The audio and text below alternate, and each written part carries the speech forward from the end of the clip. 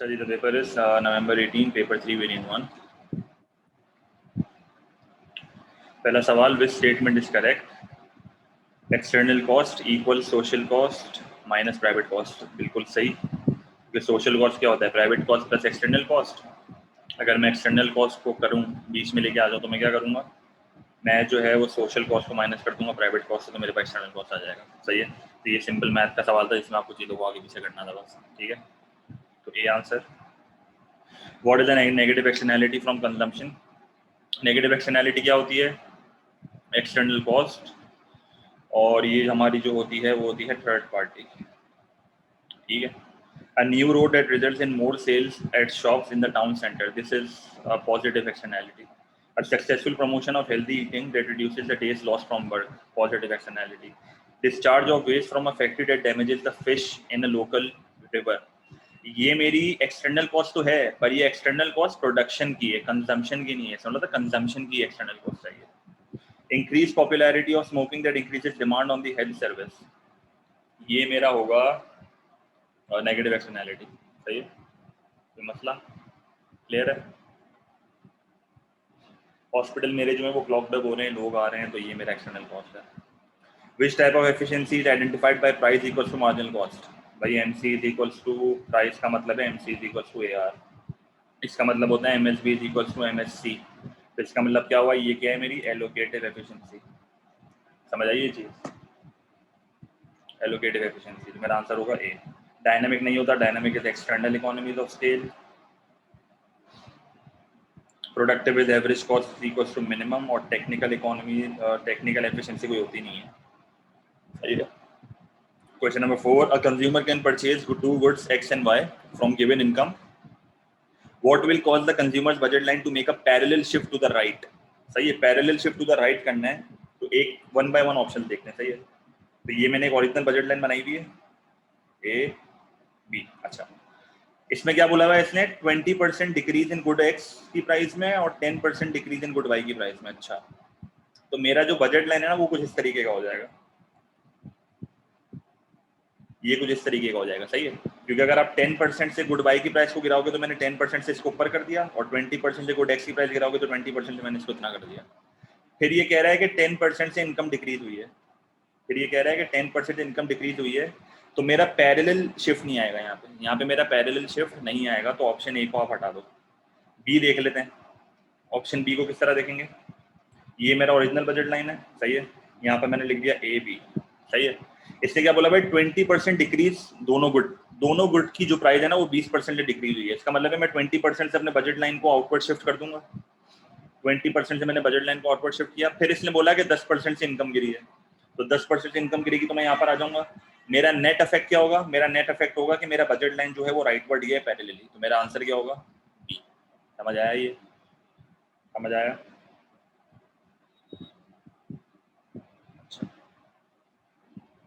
Question number 5. The line RS in the diagram shows different combinations of good X and good Y that a consumer can afford with her present income. The consumer's original equilibrium is at M. Original equilibrium M पे है. सही है. What would explain a subsequent change in an equilibrium from to position N? अच्छा, अगर मैं N पे आ रहा हूँ, सिंपल सी बात है, मैं करंटली जो है वो M पे हूँ. अगर मैं N पे आ रहा हूँ तो इसका मतलब तो ये है ना कि मेरा बजट लाइन लाजमी तौर पे उस तरफ गया होगा तभी मैं N पे आ रहा हूँ, वरना तो मैं नहीं आ सकता. सही है. मेरा बजट लाइन यहाँ पर होगा तभी मैं N पे आया हूँ. तो 23 से आपके बजट लाइन पे कोई फर्क नहीं पड़ता. ये लास्ट ऑप्शन से भी आपकी बजट लाइन पे कुछ फर्क नहीं पड़ता, क्योंकि ये बेसिकली कह रहा है equal percentage increase in income and both prices. सही है. तो इससे बताऊँ क्या होगा? ऑप्शन डी समझो क्या होगा. आपका बजट लाइन ये बना हुआ है. सही है. आपने क्या करा? इंक्रीज करी प्राइस आपने दोनों गुड्स की ना, तो आपने इंक्रीज करी, आप यहाँ पर आए, फिर इक्वल परसेंटेज से मेरी वापस इनकम बढ़ गई, तो मैं वापस यहाँ पर आ जाऊंगा. मेरी बजट लाइन पे कोई चेंज ही नहीं आएगा. मेरी बजट लाइन पे कोई चेंज ही नहीं आएगा. समझ रहे हो क्या बोल रहा हूँ? मैं इधर ही खड़ा हुआ हूँ, तो इसका मतलब है मैं एन पे नहीं जा सकता, तो डी को भी हटा दो. फिर कह रहा है an increase in the price of x and a smaller percentage increase in price of y. अच्छा, तो मेरा बजट लाइन कुछ इस तरीके से हो जाएगा. प्राइस ऑफ वाई की प्राइस कम से बढ़ी है, गुड वाई की प्राइस कम से बढ़ी है, और एक्स की प्राइस ज्यादा से बढ़ी है, तो मेरा बजट लाइन इस तरह से आ जाएगा. और अगर मेरा बजट लाइन अंदर आ गया तो मैं एन पे कैसे आऊंगा? मैं एन पे तो नहीं आ सकता. सही है. तो ये वाला ऑप्शन भी हटा दो. Last option an increase in the price of x and a fall in the price of y. तो मेरा बजट लाइन कुछ इस तरीके से हो जाएगा, मेरा बजट लाइन जो है वो कुछ इस तरीके से हो जाएगा, टिल्ट हो जाएगा, सही है, कुछ टिल्ट आएगा इस तरीके से, सही है। तो फिर मैं एन पे आ सकता हूँ, फिर मैं एन पे आ सकता हूँ। समझ आ गया? ये समझ आया ये क्या करा है मैंने? तो मेरा आंसर होगा बी, तो B would be the correct answer, सही है। Question number 6, the table shows the total revenue and marginal cost of a firm at different levels of production. सही है। Within which output range will the firm profits be maximized? भाई profit किधर maximise होते हैं? MC is equals to MR, ठीक है। तो ये मेरा MC है। MR कैसे निकालूंगा? MR का चेंज कैसे निकालेंगे? ये मेरा आ गया 50, ये मेरा आ गया 40, ये मेरा आ गया 30, ये मेरा आ गया 30 और ये मेरा आ गया 20। तो प्रॉफिट आपका कौन सी रेंज में मैक्सिमाइज हो रहा है? आंसर बताओ, प्रॉफिट कौन सी रेंज में मैक्सिमाइज हो रहा है? सी में हो रहा है। तीसरा पेपर ये निकाल लो, ये वाला paper, November 18 paper 3 variant 1। Question 6 clear है? आंसर सी।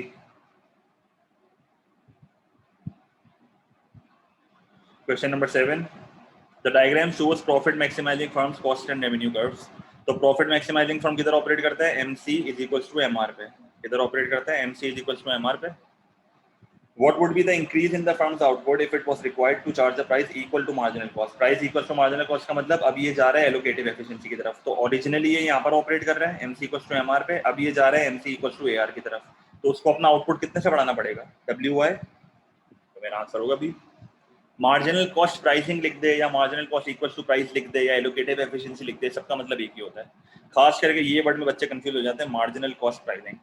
भाई मार्जिनल कॉस्ट प्राइसिंग का मतलब ही यही है कि आप एलोकेटिव एफिशिएंट हो। MC is equals to price, सही है। Question number 8, what must be different between the customers of a product to enable profitable price discrimination by the producer? Customers में ऐसा क्या अलग होना चाहिए कि प्राइस डिस्क्रिमिनेशन सक्सेसफुल हो जाए? बताओ, हल्का सवाल। कस्टमर्स में ऐसी क्या चीज डिफरेंट होनी चाहिए कि प्राइस डिस्क्रिमिनेशन प्रोड्यूसर की तरफ से सक्सेसफुल हो जाए? यस, पीईडी अलग अलग होना चाहिए ना, ऑब्वियस सी बात है, बच्चों वाला सवाल है। पीईडी अलग अलग होगा तो प्राइस डिस्क्रिमिनेशन आसानी से होगी, सही है। An example of forward vertical integration for a computer manufacturer would be. तो एक मैन्युफैक्चरर है, वर्टिकल फॉरवर्ड क्या होगा? रिटेलर से वो टेक ओवर कर रहा है, और बैकवर्ड क्या होगा? वो सप्लायर से टेक ओवर कर रहा है, सही है। तो फॉरवर्ड है ना, फॉरवर्ड का मतलब ये देखना है हमें। तो अ कंप्यूटर रिटेलर मेरा वर्टिकल फॉरवर्ड होगा, सही है, क्लियर है। अनदर कंप्यूटर मैन्युफैक्चरर को अगर ये टेक ओवर कर लेगा ना तो ये हॉरिजॉन्टल होगा। अगर ये चिप मैन्युफैक्चरर को करेगा तो ये वर्टिकल बैकवर्ड है। सॉफ्टवेयर डेवलपर को करेगा तो ये मेरा ये भी मेरा उसमें ही आएगा बैकवर्ड में, तो ये भी नहीं होगा, बी आंसर है, सही है। समझ आ गया? Question number 10, the diagram shows the short run cost curves and the long run average cost of a firm. मैंने आपको बताया था इस लॉन्ग रन एवरेज कॉस्ट पे ऑल द पॉइंट्स जो हैं वो सारे प्रोडक्टिव एफिशिएंट होते हैं, याद है ये चीज? All the points are productive efficient, और इनका कोई एक पॉइंट मेरा MES होता है जो कि मेरी लोएस्ट कॉस्ट होती है, सही है। तो what can be concluded from the diagram? At output Q1 point E represents a productively efficient position. Yes, LREC पे सारे पॉइंट प्रोडक्टिव एफिशिएंट होते हैं। समझ आ गया? क्लियर? बाकी देख लेते हैं। At output Q1 point F is preferred to point E। नहीं, point F is not preferred to E क्योंकि F पे कॉस्ट ज्यादा है और E पे कॉस्ट कम है, तो ये भी नहीं होगा, तो ये भी नहीं होगा। Point G at output Q2 is productively efficient in the long run, बिल्कुल गलत। The biggest profits are made at point H at output Q3 which is the lowest marginal cost, बिल्कुल गलत। सारे रेलेवेंट फालतू पॉइंट है, यहाँ आपका answer है सिंपल सा। 11, a cartel has been successful in regulating output, however recently it has shown signs of breaking up. Which feature of the market could have caused this? An agreement that the cartel produces a homogeneous product. ये तो अच्छी बात है, ये तो अच्छी बात है भाई, अगर आप homogeneous product बनाओगे ये तो कार्टेल के लिए अच्छी बात है, सही है। फिर इसने लिखा हुआ है,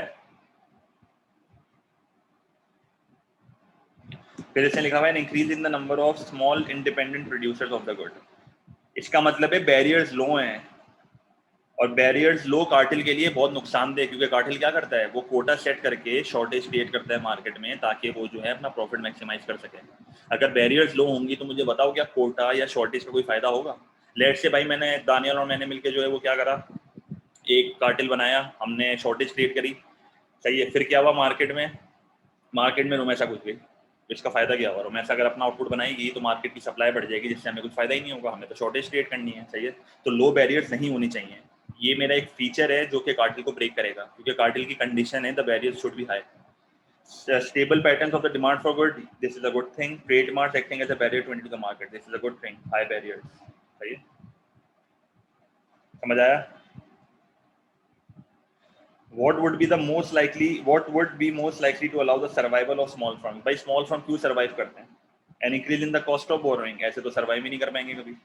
An increase in personal services as a share of GDP, yes. Small firm की सबसे खास बात यह है, ये लोग पर्सनलाइज सर्विस देते हैं, अगर पर्सनल सर्विस बढ़ेगी तो स्मॉल फर्म का सर्वाइवल और अच्छा हो जाएगा। N increase in the rate of change of information technology, small firm can not survive. N increase in the ratio of capital, भाई कैपिटल बढ़ेगा तो स्मॉल फर्म कैसे सर्वाइव करेगी, क्योंकि वो तो लेबर पे काम करती है, वो कैपिटल को तो अफोर्ड नहीं कर सकती, स्मॉल फर्म है, सही है। उसके लिए लेबर सिर्फ वेरिएबल होता है, याद है ना ये चीज, क्लियर है। 13, a private company operates a coal mine which employs 400 workers. The mining operations have polluted the environment and created external cost. सही है।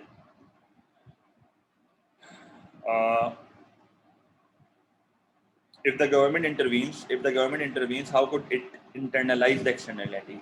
Internalize the externality का मतलब क्या होता है कि आप जो है वो एक्सटर्नल कॉस्ट को एक न्यूमेरिक वैल्यू देके लोगों से चार्ज करते हो, basically external cost equals to tax, सही है। एक बार हमने ये केस स्टडी में करा था। तो कैसे करेगा, close the part of mine, गलत। Levy an additional tax on wages, worker की वेजेस पे क्यों लगा रहे हो भाई। Pay for external cost of restoring the environment after mining, गलत। Place a tax equal into the external cost of the output that the company produces. D is the perfect answer, क्योंकि आप external cost को tax equal कर रहे हो, सही है, clear। 14, what is an advantage of using tradable pollution permits to control pollution? What is the advantage of tradable pollution permit? देखो pollution permit का काम क्या होता है भाई, लेट से बिलाल की एक फर्म है, मैंने क्या बोला, मैंने उसको बोला भाई आप पोल्यूशन बहुत ज्यादा करते हो, मैं आपको एक पोल्यूशन परमिट दे रहा हूँ, उससे ज्यादा पोल्यूशन आप नहीं करोगे, और वो पोल्यूशन परमिट पैसों का होता है, सही है। तो बिलाल ने बेसिकली मुझसे परमिशन ली है कि भाई मैं इतना पोल्यूशन करूंगा, आप मुझे कुछ नहीं बोलोगे, क्योंकि मैंने आपसे वो परमिट खरीद लिया है, सही है। तो tradable permits are restricted to firms which they are issued, बिल्कुल गलत, साफ साफ लिखा हुआ है ट्रेडेबल, साफ साफ लिखा हुआ है ट्रेडेबल, तो भाई ट्रेड तो होगा। पर tradable permits avoid enforcement cost, गलत। एनफोर्समेंट कॉस्ट अभी भी होगी, क्यों, क्योंकि अभी भी आपको जो है वो परमिट अगर करना है, अगर लगाना है तो उसकी कॉस्ट तो देनी पड़ेगी ना। Tradable permits encourage the use of market forces, yes. Tradable permits guarantee है जीरो लेवल ऑफ पोल्यूशन, बिल्कुल गलत, ऐसा नहीं होता, जीरो लेवल ऑफ पोल्यूशन नहीं होता, क्यों, क्योंकि इसकी वजह से एक लिमिट होती है कि भाई इतना करोगे, जीरो नहीं होता कभी भी। ट्रेडेबल की ये खास बात है कि ये मार्केट फोर्सेस को अलाउ करेगा, इससे होगा ये कि भाई जिसको पोल्यूशन परमिट ज्यादा जरूरत होगी, जिसको प्रोडक्शन ज्यादा करनी होगी, वो क्या करेगा, वो सिंपली जाके खरीद लेगा। तो मार्केट फोर्सेस कभी कभार इस चीज में अच्छा काम दिखा देती है, सही है, क्लियर है।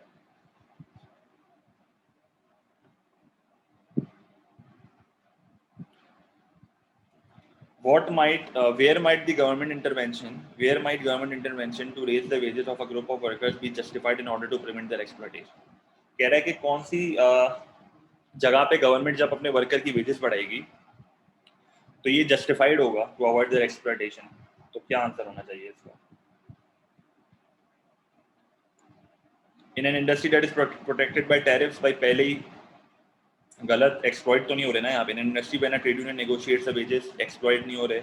In an industry when the output is produced by a single firm monopolist, ये हो सकता है। In an industry when workers are employed by a monopolist, नहीं ये भी नहीं होगा, ये बेहतर आंसर है, क्योंकि अगर एक मोनोपोली है, अगर एक मोनोपोली होगा तो मोनोपोली एक्सप्लॉइट करेगा ना, वेजेस भी कम देता है, एम्प्लॉयमेंट भी कम करता है, तो यहाँ पर गवर्नमेंट की इंटरवेंशन बनती है, यहाँ पर गवर्नमेंट की इंटरवेंशन बनती है, सही है। मैं सी में कंफ्यूज था, but D is the better answer, सही है। There is a decrease in the supply of female of labour, भाई सप्लाई ऑफ लेबर गिर रही है तो इसका मतलब है फीमेल की वेजेस बढ़ेंगी। अगर फीमेल की सप्लाई गिरेगी तो फीमेल की वेजेस बढ़ेंगी। मार्केट के ग्राफ से सोचो, सप्लाई लेफ्ट फुट जा रहा है, सही है। अच्छा, फीमेल की जब वेजेस बढ़ जाएंगी तो इसने यही बोला हुआ है कि मेल और फीमेल की वेजेस पे क्या होगा, तो फीमेल की वेजेस तो जो है वो बढ़ेंगी। अच्छा अच्छा, फीमेल की जब वेजेस बढ़ जाएंगी तो क्या मैं कह सकता हूँ मेल की डिमांड बढ़ जाएगी, तो मेल की डिमांड बढ़ेगी तो मेल की भी वेजेस बढ़ेंगी, समझ आया ये। मेल की डिमांड बढ़ेंगी तो मेल की भी वेजेस बढ़ेंगी, तो इंक्रीज। तो D will be the right answer. समझ आया? क्योंकि जब फीमेल महंगी हो जाएगी तो फिर मेल की तरफ जाएंगे, तो उसकी डिमांड बढ़ेगी तो ये वेजेस हो जाएंगी। सही है। Which criteria are used in official labor market surveys to determine whether a person should be classified as being unemployed? सही है। Which criteria are used in official labor market surveys to determine whether a person should be classified as being unemployed? अच्छा, तो eligible for receipt of unemployment benefit, no, इसका कोई लेना देना नहीं होता। Actively seeking employment at current wage rate, yes, actively seek कर रहा है काम तो unemployed। Available to work, yes, available to work, yes, तो B will be the right answer। सही है। अगर उसको मुझे अनएम्प्लॉयड क्लासिफाई करना है तो eligible for unemployment benefit receipt का कोई लेना देना नहीं है यहाँ पे। सही है। लॉजिकल सवाल था ये, एक बार देख लो। To increase the number of cleaners at a local school from 10 to 11, the employer has to raise the hourly wage rate of from $3 to 3.25. What is the marginal cost of labor per hour? अच्छा, तो total cost of 11 workers minus total cost of 10 workers is equal to marginal cost। 11 worker हैं, wages कितनी देता हूँ 3.25 minus 10 workers हैं, wages देता हूँ 3, और मार्जिनल कॉस्ट बता दो क्या होगी, क्या आ रही है मार्जिनल कॉस्ट?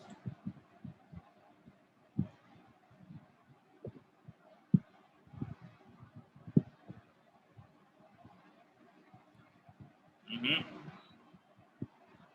0.25 नहीं आ सकता।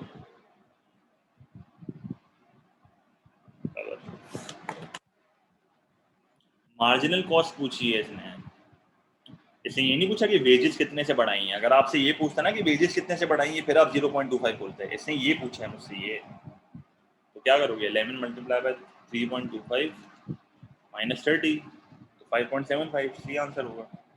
सही है। क्लियर है?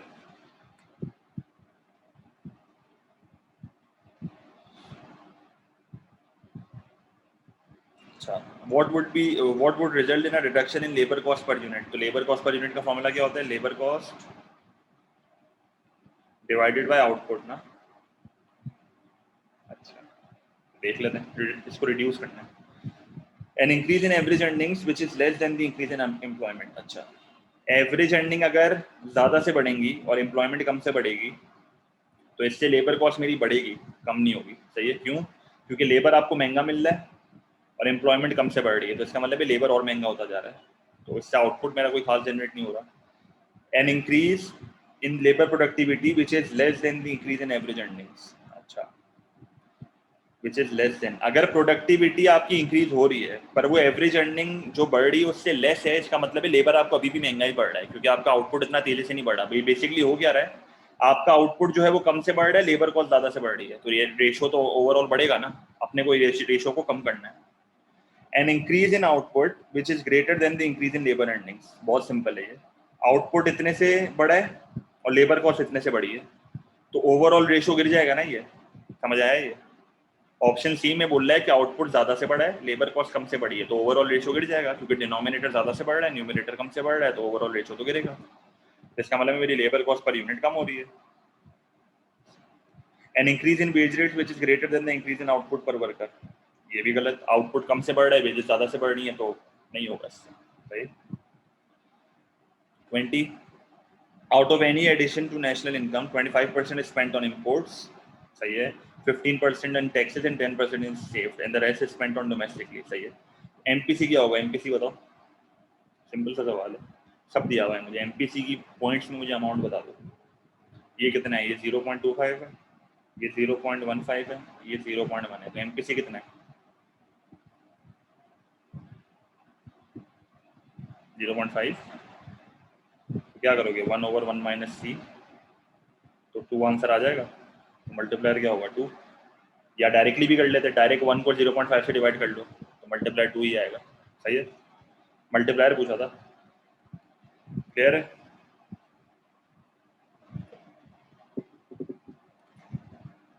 एमसीक्यू करने से पहले ये याद रखना हमेशा, माइक्रो की पीडीएफ्स और खास करके मैक्रो की पीडीएफ्स ये लाजमी तौर पे देखनी है। इसके बगैर आप अगर कर रहे हो ना तो फ़ायदा ही नहीं है। सही है। इसके बगैर अगर आप कर रहे हो तो बिल्कुल फ़ायदा नहीं है। पहले पीडीएफ को देखो, पूरा रिवाइज करो। Which economic indicator uses the following three components to obtain a value between 0 to 1? अच्छा, तो GNA पर कैपिटा है, लाइफ एक्सपेक्टेंसी, एजुकेशन है, ये तीन चीजें किधर होती हैं? HDI में होती हैं। देखो ये चीजों की मैं बात कर रहा हूँ, ये कंप्लीट थ्योरी बेस्ड सवाल है ये तीन चीजें HDI में आती है। तो ह्यूमन डेवलपमेंट इंडेक्स भी 0 to 1 भी होता है, सही है। तो देखो रिवाइज करना पड़ेगा, मजा आ गया।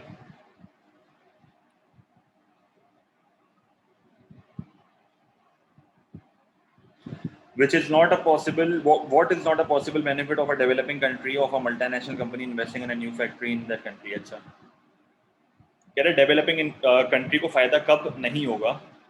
भले मल्टीनेशनल कंपनी आई हुई है, भले मल्टीनेशनल कंपनी आई हुई है, फिर भी फायदा नहीं हो रहा। तो ऐसी क्या वजह है?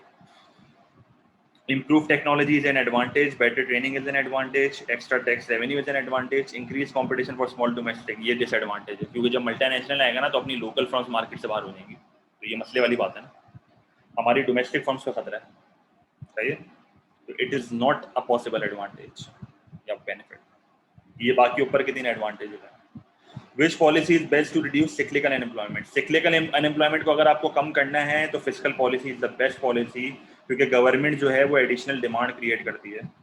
गवर्नमेंट जो है वो एडिशनल डिमांड क्रिएट करती है और वो किसी तरह एग्रीगेट डिमांड को बढ़ाती है, तो वो गवर्नमेंट स्पेंडिंग के थ्रू होता है। Government spending is part of fiscal policy, सही है। तो आंसर क्या होगा? कॉर्पोरेशन इंडेक्स नहीं, एक्सचेंज रेट नहीं, बजट सरप्लस को बढ़ाओ, गिराओ, reduce the budget surplus. Tax exceed कर रहा है गवर्नमेंट स्पेंडिंग को, इसको गिराओ। बजट सरप्लस गिराने का मतलब है expansionary fiscal policy. Budget surplus को गिराने का मतलब है एक्सपेंशनरी फिस्कल पॉलिसी, समझ आया?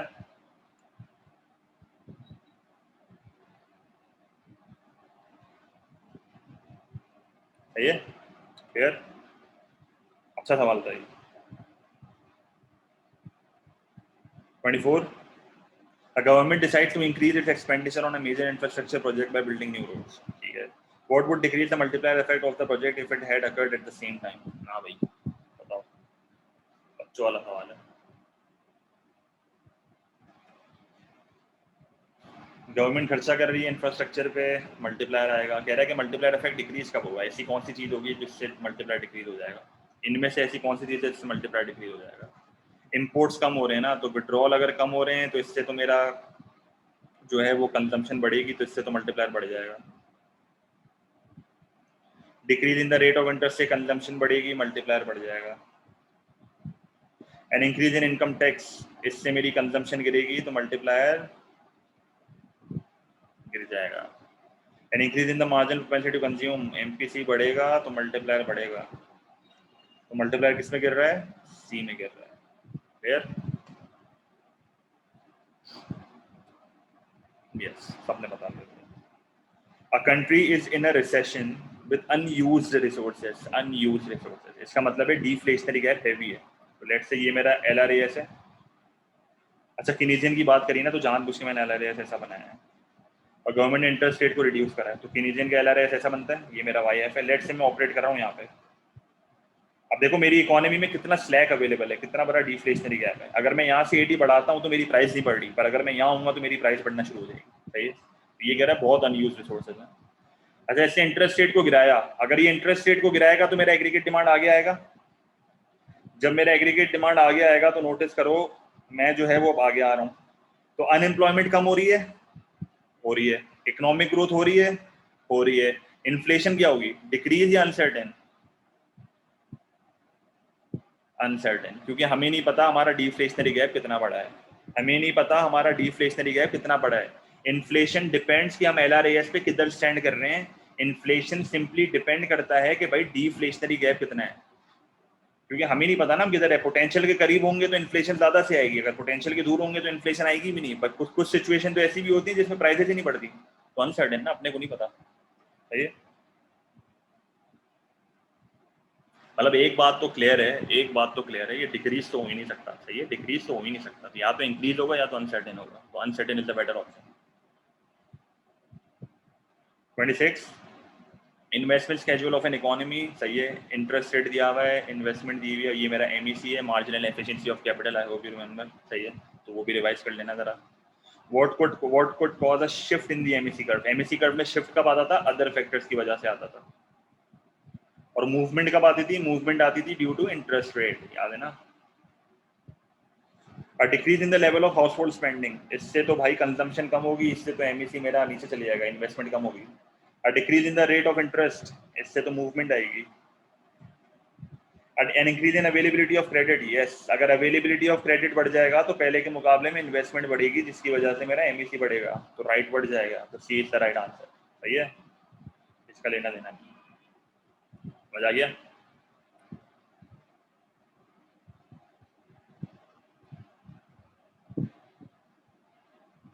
27, when will an inflationary gap, inflationary gap क्या होता है?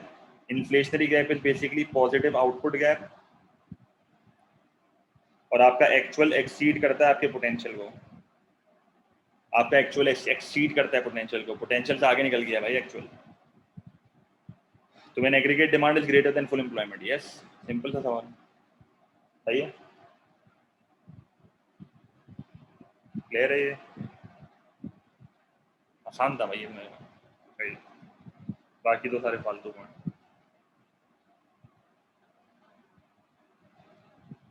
What is the basic assumption underlying the accelerator theory, ये बताओ। एक्सेलरेटर क्या होता है? Alpha times is equal to investment divided by change in, बताओ।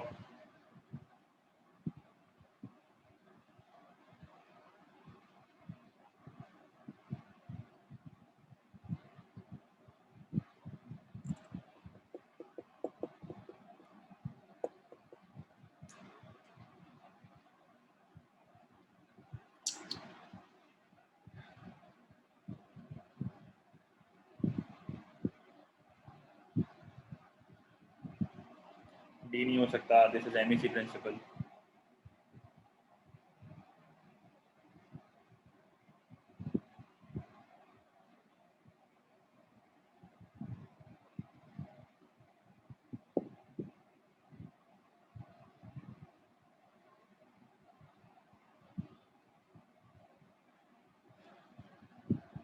सी is the right answer. Change in consumer demand का क्या मतलब है? कंज्यूमर डिमांड चेंज कब होती है? जब इनकम चेंज होती है, तो चेंज इन इनकम। ये बहुत रिपीट होते हैं भाई, ये तो बिल्कुल फालतू है दोनों, और ये तो एमईसी है। डी तो साफ साफ एमईसी है, इंटरेस्ट रेट से कोई लेना देना है ही नहीं एक्सेलरेटर का। एक्सेलरेटर का सिर्फ लेना देना चेंज इन इनकम से है। फॉर्मूले में दिख रहा है, फॉर्मूले में इंटरेस्ट रेट दिख रहा है? नहीं है ना कुछ भी इंटरेस्ट रेट का। चेंज इन कंज्यूमर डिमांड का मतलब है change in income. 29, the table shows the data on the unemployment and inflation rate for 4 countries. Which countries had a typical Phillips curve? Typical Phillips curve क्या होता है? Typical Phillips curve is basically downward sloping. Inflation and unemployment. तो unemployment और inflation का negative relationship। तो Australia में आप notice करो, अनएम्प्लॉयमेंट आपकी बढ़ी है तो इन्फ्लेशन गिर रहा है, टिपिकल फिलिप्स कर्व। अनएम्प्लॉयमेंट गिरी है, इन्फ्लेशन भी गिर रहा है, not a typical Phillips curve. Positive relationship हो गया ये तो। अनएम्प्लॉयमेंट गिर रही है, इन्फ्लेशन बढ़ रही है, टिपिकल फिलिप्स कर्व। अनएम्प्लॉयमेंट गिर रही है, इन्फ्लेशन भी गिर रही है, not a typical positive relationship. तो टिपिकल फिलिप्स कर्व किस किसका? ऑस्ट्रेलिया एंड जापान का। तो ये is the right answer. Basically हमें यहाँ पर ये ढूंढना था कि कौन सी कंट्री का इन्फ्लेशन और अनएम्प्लॉयमेंट का ना नेगेटिव रिलेशनशिप है। सही, तो ऑस्ट्रेलिया एंड जापान में आ रहा है typical Phillips curve, negative relationship. What is most likely to be an appropriate government action to reduce both balance of payment, current account surplus and the rate of inflation? तो BOP surplus को भी कम करना है और inflation को भी कम करना है, तो क्या करेंगे? Decrease the rate of interest, इससे तो आपकी इन्फ्लेशन बढ़ जाएगी। डीवैल्यू द करेंसी, इससे भी आपकी इन्फ्लेशन बढ़ जाएगी। Increase direct taxes, direct taxes is basically expenditure dampening policy, इससे आपका बीओपी का जो है वो सरप्लस बढ़ेगा। इससे आपका बीओ नहीं, इससे आपका बीओपी का सरप्लस क्या होगा? Both balance of payment surplus. इससे आपका बीओपी का सरप्लस आएगा, बीओपी इनफ्लोस आउटफ्लो ज्यादा होंगे, इनफ्लोस कम होंगे। पर एक मसला है यहाँ पे, reduce 2 minute icon dampening BOP surplus. मसला है ना ये मसला है। आप डायरेक्ट टैक्सेस की जो पॉलिसी है वो एक्सपेंडिचर डैम्पनिंग है, वो बैलेंस ऑफ पेमेंट के डेफिसिट को मसले के हल करने के लिए होती है। इससे तो बैलेंस ऑफ पेमेंट का सरप्लस बढ़ेगा आपका। ऑप्शन सी में आपका बीओपी सरप्लस बढ़ेगा, क्योंकि आप जो है अपने लोगों की जेबें काट दोगे ना।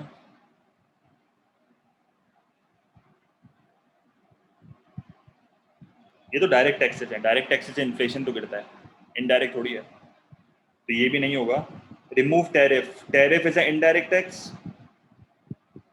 इनडायरेक्ट टैक्स को कम करोगे तो इन्फ्लेशनरी प्रेशर कम होगा, क्योंकि गुड्स एंड सर्विसेज की प्राइसेस कम हो जाएंगी, तो आपका इन्फ्लेशन भी कम हो गया। और जब आप इंपोर्ट को सस्ता करोगे तो पहले के मुकाबले में इंपोर्ट का एक्सपेंडिचर बढ़ जाएगा, इंपोर्ट का एक्सपेंडिचर बढ़ेगा तो आपका बीओपी सरप्लस भी कम हो जाएगा। समझ आया? क्लियर?